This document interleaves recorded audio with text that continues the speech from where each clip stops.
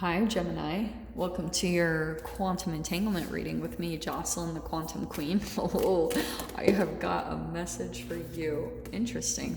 Okay. And yes, I know there's an echo, so thank you for pointing out the obvious if you decide to comment on it. This is for Gemini, Sun, Moon, or Rising. And as always, welcome to my cross watchers. Cross watcher, you could be dealing with a Gemini and the message could actually be for you. So feel free to take out however it resonates with you in your situation. Keep in mind that these are general and timeless readings, and if you guys would like to book a one-on-one reading with me, you can find my information down below in the description box. And just wanted to say thank you for liking, subscribing, and thank you for all the good karma donations. Okay.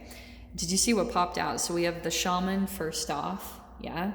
A healer. Some of you guys could either be working with a shaman or you are a shaman, but if you are not, it doesn't matter. Pretty much what this is saying is, especially if you guys have a bit of an urge to help other people or to heal humanity, then you could be feeling a little bit of this. The path of the shaman is someone that first has to heal themselves. Like especially shamans work a lot with herbology. They're herbalists. And there's a lot of alchemization that will take place. Like that's the chemistry. And don't you guys love my atomic structure in the background? I freaking love it. So here's what's coming out, Gem. You've got the Starborn. These are powerful combinations. I've never seen these two come in together. So I feel as though, honestly, there's some type of like healing energies that you guys are going to be pulling into. It's opening something up to you, almost like it's very universal. Both of these cards, this feels very about the cosmos, the galactic, you know, especially for those of you that resonate with being a starseed or, you know, maybe like a Pleiadian or an Arcturian. That's totally possible.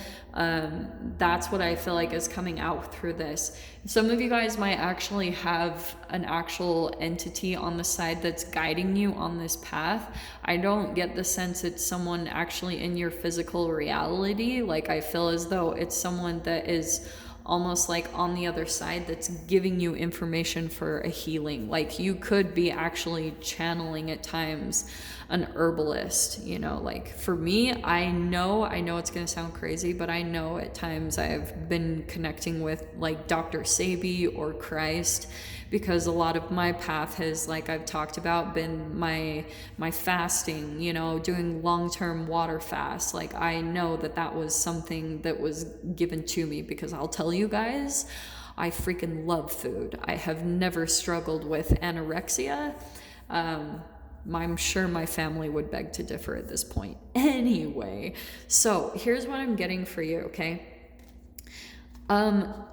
What I was getting the sense of is that you guys have this like really cool, okay, Geminis are full of knowledge. You guys know I always talk about Geminis are kind of like a walking thesaurus. Like they have so much information. I love talking to Geminis because I could talk forever with them.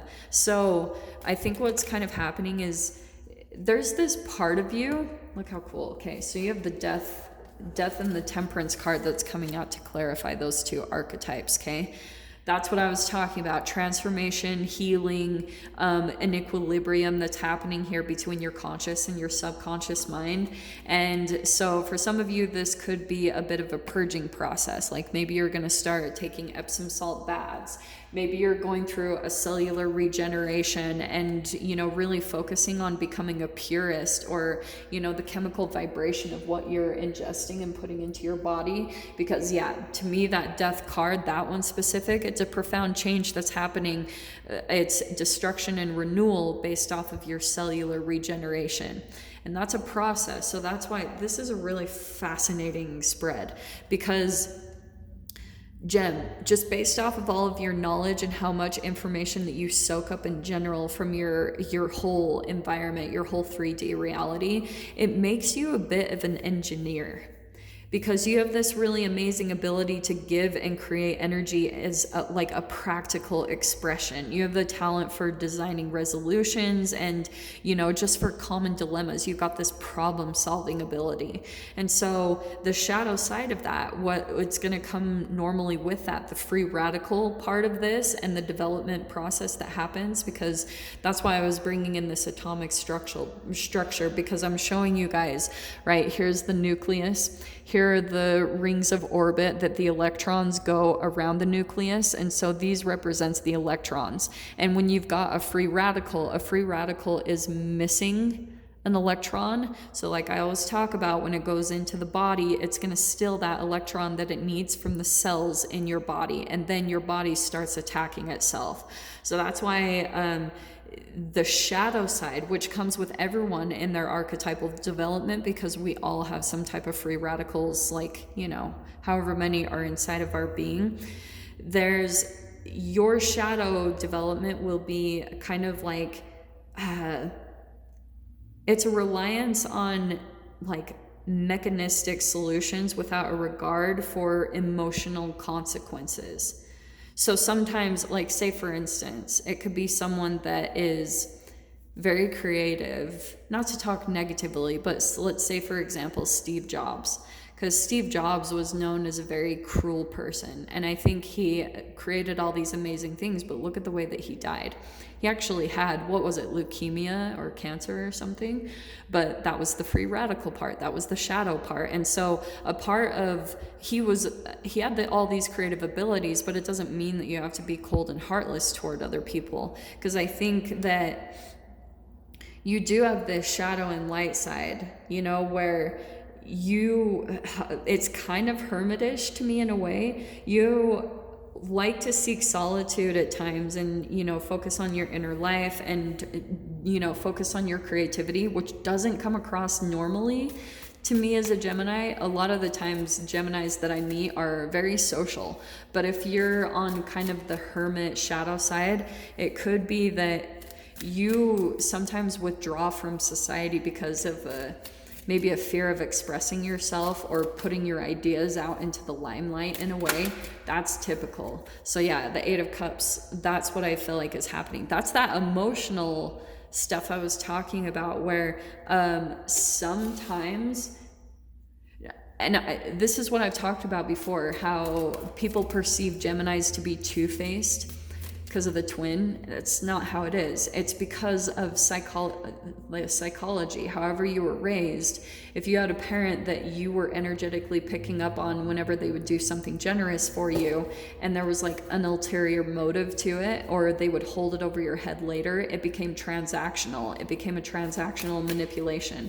So sometimes what will energetically happen is, to protect yourself from that lower energy when you were younger, you would shut off your empathy. And so at times that still comes in and influences you. So yeah, I feel like with the Knight of Coins, I feel like when some people, possible earth sign, if this is someone coming into you, or just in general, when energies come in to make you an offer or want to collaborate or work together, you will walk away or disconnect, because I feel like there's a little bit of a shadow fear that's attached to that. And look what came out to clarify that.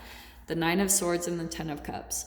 So, and this is what I feel like is happening is, for some of you guys, just based off of what you've been through, there's still a bit of a fear of the emotional connection that you're actually wanting possibly with another human.